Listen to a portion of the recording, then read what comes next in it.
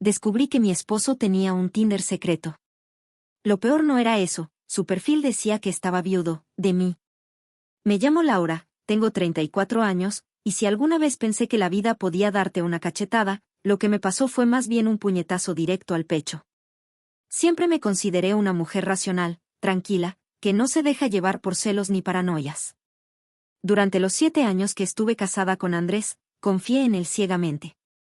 Él era ese hombre encantador que todos admiraban, carismático, responsable, siempre dispuesto a ayudar, el que llevaba flores a mi trabajo, porque sí, el que organizaba sorpresas para mis cumpleaños, el que frente a la gente parecía ser el marido perfecto.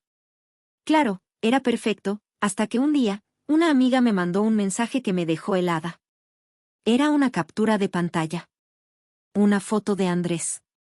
Mi Andrés. En Tinder. Al principio, pensé que era un error. Un perfil viejo, algo que había olvidado borrar, una tontería sin importancia. Pero entonces leí la descripción, y sentí que el piso se me abría bajo los pies. Viudo, 35 años. Buscando una nueva oportunidad para amar. Mi esposa Laura falleció hace 2 años, pero sigo creyendo en el amor. Mi nombre. Mi nombre ahí, como parte de una historia falsa, como parte de su teatro. Yo, Laura, la esposa que estaba viva, sentada en su casa, confiando en él, ahora era la muerta en su biografía. Me quedé paralizada. El aire no me entraba en los pulmones. Mi cabeza intentaba buscar una explicación lógica, una razón, algo que justificara semejante locura. Pensé en bromas, en cuentas falsas, en hackeos. Pero entonces recordé los últimos meses. Los viajes de trabajo que no podía explicar. Los fines de semana en los que decía estar ocupado con proyectos. Los días que llegaba tarde, con excusas vagas y ese olor a perfume que no era el mío.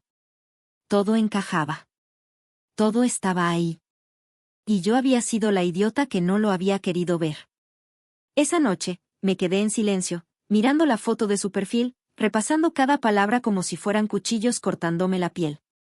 ¿Quién era Andrés? ¿En qué momento el hombre con el que me había casado se convirtió en un extraño que mentía así, que decía que estaba muerta para seducir a otras mujeres? Y lo peor. Lo peor era que no sabía si llorar, gritar, o salir corriendo a pedirle explicaciones. Porque de pronto, todo mi mundo se desmoronaba. ¿Qué más estaba ocultando Andrés? ¿Quién era el hombre con el que había compartido mi vida durante 7 años? No dormí esa noche.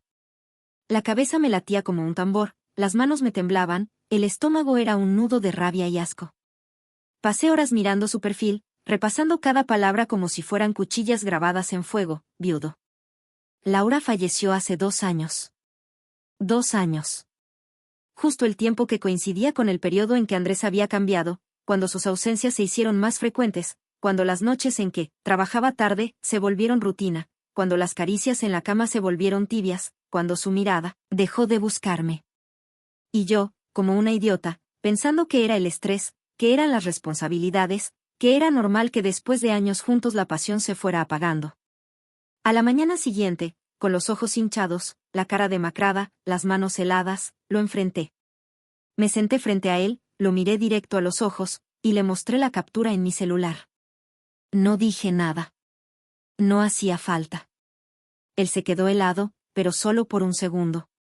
Después, como si fuera un guión ensayado, intentó reírse, minimizarlo, decir que era una broma. Laura, amor, no es lo que pensás. Es solo un perfil viejo. Lo hice como chiste con unos amigos. Como chiste. Decirle al mundo que tu esposa está muerta. Como chiste. Buscar mujeres en Tinder con una historia trágica inventada para dar lástima, para parecer interesante, para meterse en camas ajenas. Como chiste.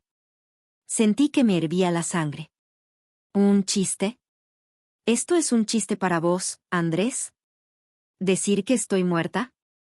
¿Jugar con mi nombre, con nuestra historia, con todo lo que somos? Ahí cambió la cara. Se le borró la sonrisa, le tembló la voz. Y entonces, la frase que me terminó de destruir. Laura, es que a veces, necesitaba escapar. Sentirme otra persona. Tener otra vida. La rutina me estaba matando. La rutina me estaba matando. La rutina. Yo. Nuestro hogar. Nuestros planes. Todo eso era lo que lo estaba matando. Y su solución era inventar una vida donde yo estaba muerta. Literalmente. Donde él era libre, donde no tenía compromisos, donde era el pobre viudo que buscaba consuelo entre sábanas ajenas. Me quedé mirándolo, congelada, como si no pudiera creer que esa boca, que antes me había dicho, te amo, ahora soltara semejantes asquerosidades. ¿Y qué planeabas, Andrés? ¿Seguir con esto mientras yo estaba acá, viva, cocinándote, apoyándote, creyendo en vos? ¿O planeabas matarme de verdad en algún momento para que la historia fuera más creíble? No dijo nada. Se quedó callado. Bajó la cabeza, derrotado, pero no arrepentido. Porque no había arrepentimiento real en su cara. Solo el asco de haber sido descubierto. Ahí entendí que no tenía nada más que hablar con él. Nada. El hombre con el que me había casado estaba muerto para mí. El viudo, la pobre víctima que lloraba a su esposa fallecida en Tinder, era, en realidad, un cadáver de hombre que había enterrado nuestra historia con cada mentira que construyó. Me fui. Sin gritos. Sin escenas. Sin darle más de mí. Porque ya le había dado demasiado. Después de irme de la casa, caminé sin rumbo por horas. El aire frío me golpeaba la cara, pero ni lo sentía. Tenía la cabeza llena de imágenes, sus mentiras, sus excusas, sus caricias vacías, las cenas en las que yo hablaba ilusionada de nuestro futuro mientras él, seguramente estaba planeando su próxima cita como viudo. No lloré. No esa noche. Las lágrimas se me habían secado.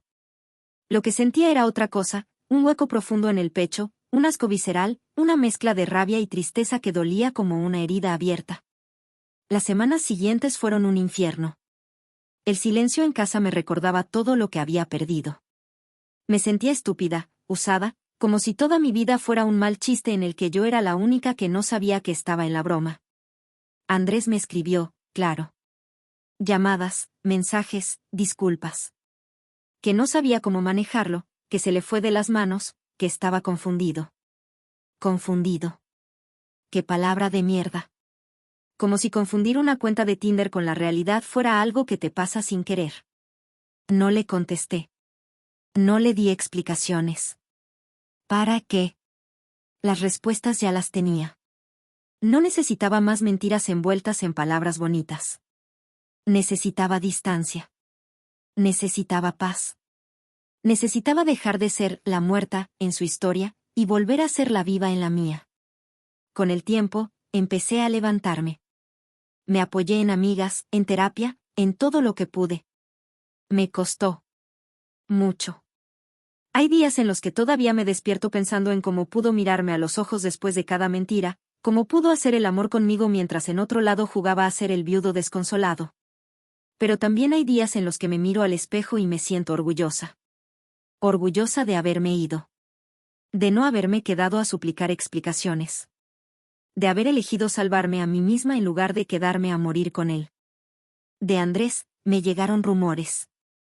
Que varias de las mujeres con las que chateaba en Tinder se enteraron de su doble vida y lo denunciaron. Que lo cancelaron en redes, que perdió clientes, amigos, respeto. Que se quedó solo. Que el viudo, al final, terminó llorando de verdad, pero no por mí, sino por las consecuencias de sus propias decisiones. Y yo sigo. No digo que esté bien. A veces me duele. A veces me da asco recordarlo. Pero estoy viva. Viva. Y eso es lo único que importa. Porque al final, lo que me hizo, no me define. Lo que me define es haber cerrado la puerta y haber tenido el coraje de no volver a abrirla nunca más. Pasaron meses. Al principio, cada día era una batalla para salir de la cama, para no mirar el celular esperando un mensaje, para no revisar las redes buscando rastros de Andrés, para no envenenarme la cabeza pensando en las mujeres a las que les había contado la historia de la pobre Laura, fallecida hace 2 años. Me imaginaba las conversaciones, él inventando detalles sobre mi muerte, las mujeres escribiéndole mensajes de consuelo, diciendo que era un hombre fuerte, resiliente, que merecía ser feliz. Todo era tan retorcido, tan enfermizo, que me daba ganas de vomitar. Pero con el tiempo, algo empezó a cambiar. De a poco, me di cuenta de que cada día sin Andrés era un día ganado. Que cada momento de silencio en casa era un momento de paz, no de vacío. Que mis lágrimas, aunque seguían apareciendo, cada vez duraban menos. Que mi rabia, aunque intensa, se transformaba en impulso. Empecé a correr, a estudiar algo que siempre había postergado, a rodearme de gente que me sumaba. Y mientras yo me reconstruía, la vida se encargaba de cobrarle a Andrés lo suyo. Me contaron que su historia de viudo se le había caído a pedazos. Una de las mujeres a las que había embaucado lo expuso en redes, mostrando las capturas de sus chats, las fotos, las mentiras. Se hizo viral. Lo llamaron el viudo fantasma. Lo tildaron de manipulador, de mentiroso compulsivo, de narcisista. Su trabajo se vino abajo. Su reputación se hizo polvo. Incluso amigos cercanos, esos que antes lo defendían, empezaron a apartarse. Porque la traición, tarde o temprano, pasa factura. Y yo no sentí alivio. No sentí venganza. Sentí tristeza. Tristeza por la mujer que fui, por la confianza que le di, por todo lo que creí que éramos. Pero también sentí algo más fuerte. Orgullo. Orgullo de haberme ido a tiempo. Orgullo de haber cortado con esa podredumbre antes de que me arrastrara con él. Orgullo de ser la viva en mi propia historia, no el cadáver en la suya. Hoy, sigo reconstruyéndome. No te voy a mentir, hay días en los que todo vuelve como un golpe en el pecho. Pero hay otros en los que respiro, cierro los ojos, y me digo: Laura, elegiste salvarte. Y eso es lo que te hace fuerte. Porque al final, él se quedó solo, revolcándose en su propia mierda. Y yo, aunque herida, aunque rota, sigo de pie. Y eso, para mí, es ganar.